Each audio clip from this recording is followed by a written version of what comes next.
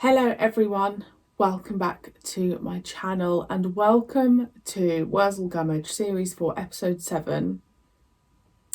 It's the last one, guys, before I do the Christmas special. This feels weird. I don't know, I don't really know how I feel. Obviously I know I've got Worzel Down Under, but that is not something that I'm continuing with for now. It may be something that I do in the future. So yeah, this kind of feels a little bit like an ending for me. How long has it taken me to do Worzel? A year-ish? So it's been a journey. It's been wonderful.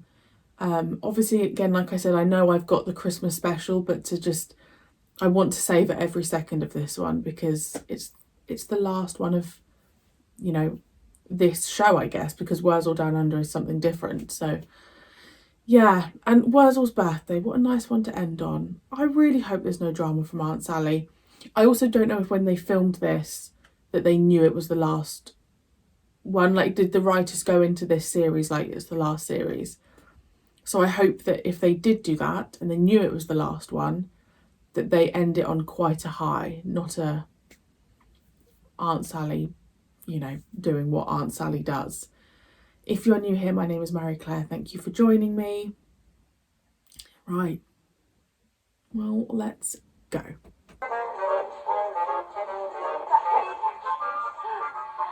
where is it then? With what? Big Prezi. Why should we bring you presents? It's his birthday, I suppose. It's always his birthday. No, it ain't then, Miss Clever Dick. It will be my birthday soon enough. So where's my Prezi? You such a human son. That's because Bits of us get born at different times. That's why, because that is. How many birthdays have you got, Worzel? 7. 7? Yeah, we had the birthday for each arm, one for each leg, one for his stomach, another for the head. Go on. What do you mean, go on? That's only 6. You sure about that? 2 legs, 2 arms, a stomach and a head. That makes 6. I don't know nothing about dates, do I? Well, can't you look on the calendar? Well, yeah, I could look it up in the calendar, all right, but wouldn't do me much good, would it? Because I couldn't read that without me reading it all. Worzel, how can we come to your birthday party when you won't even tell us when it is? I don't even know myself when it is. Go to the crowman. Promises not sent on to anybody else. Well, here it is then. Here's what? I can't see anything. Me neither. Well, of course you can't see nothing, because there ain't nothing to see. That's all I know is it ain't my bestest birthday yet.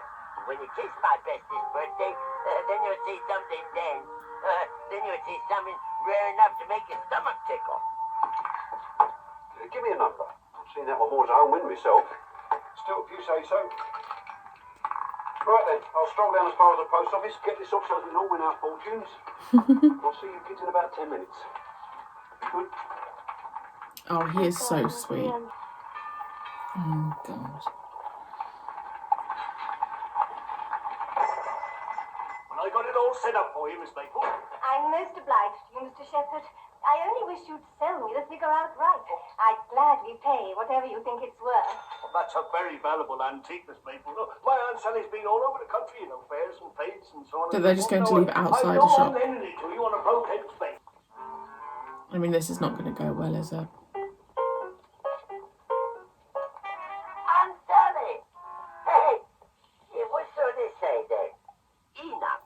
Earn enough to keep it, try, surf, Maria.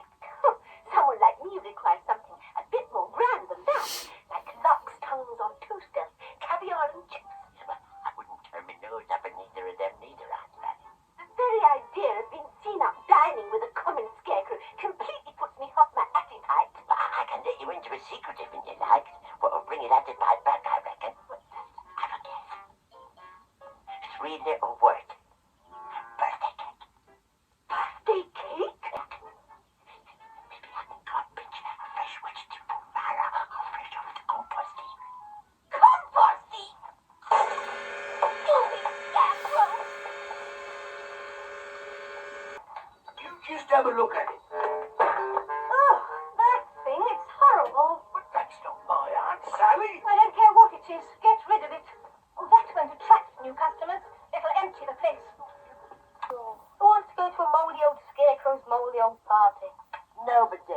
Oh. Nobody wants to come to Moldy or Worzel's Moldy or birthday party. So Moldy or Worzel ain't gonna have one, so there. Look out, I'm coming in.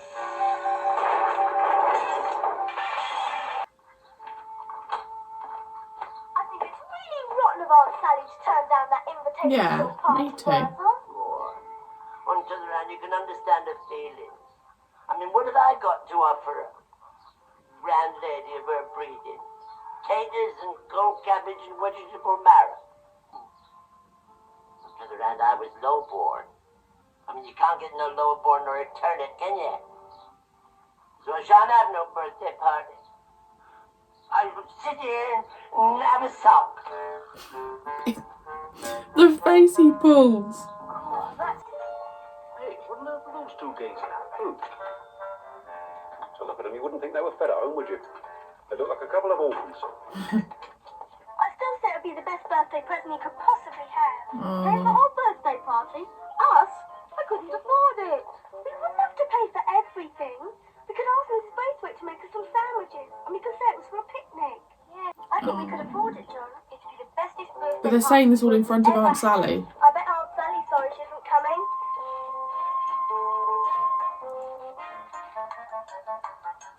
Unless they said that on purpose. What? Are you awake? Where does the dad sleep? Yes. We still don't know which day it is. What day? His birthday. Well, you said you'd find out.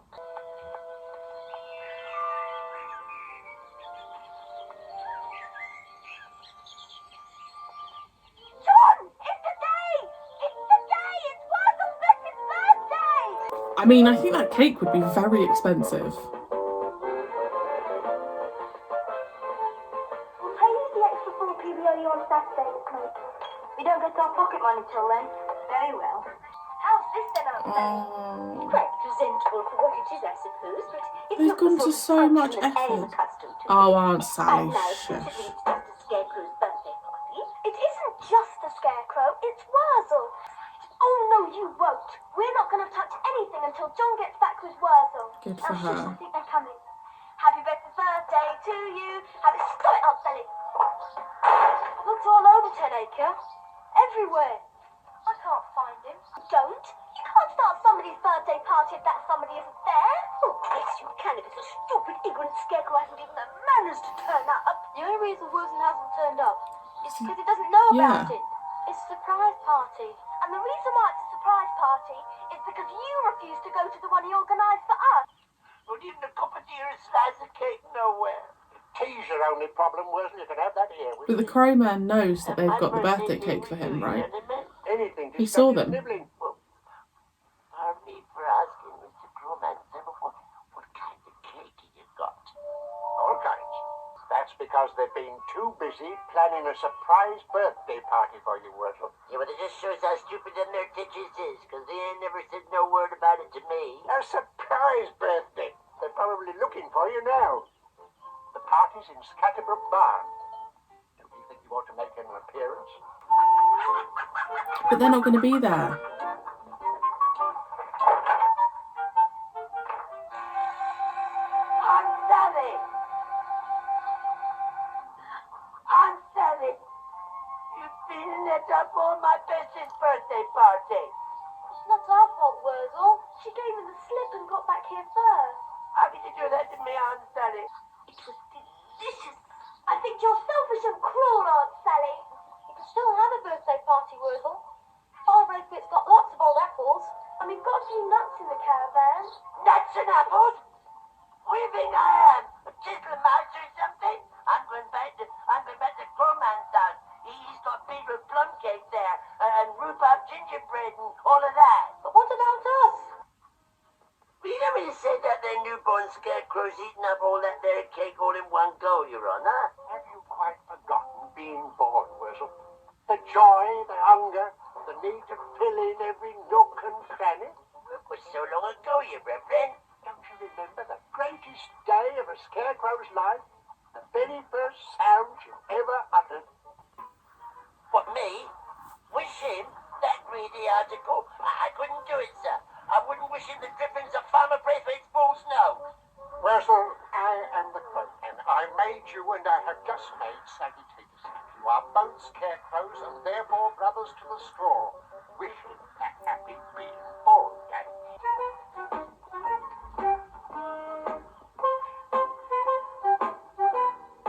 Very happy being born day, Saggy take a sack. And a very happy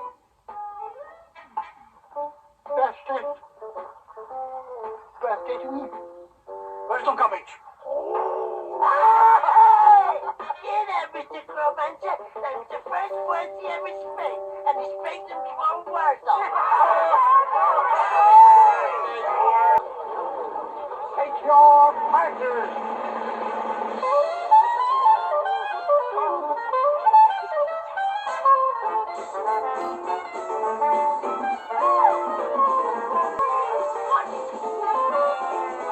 Oh.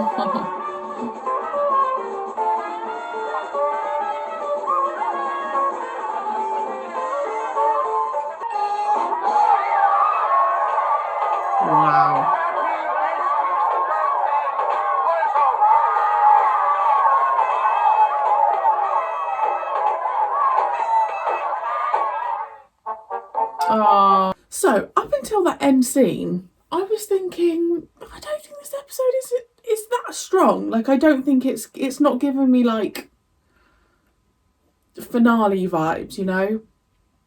And Aunt Sally was in it, and I was like, oh, she's just really grinding my gears, and she ate his cake, and I don't know, I found the episode actually quite slow, but that last like minute, joyous. I love that they ended it with the dance and a massive cake.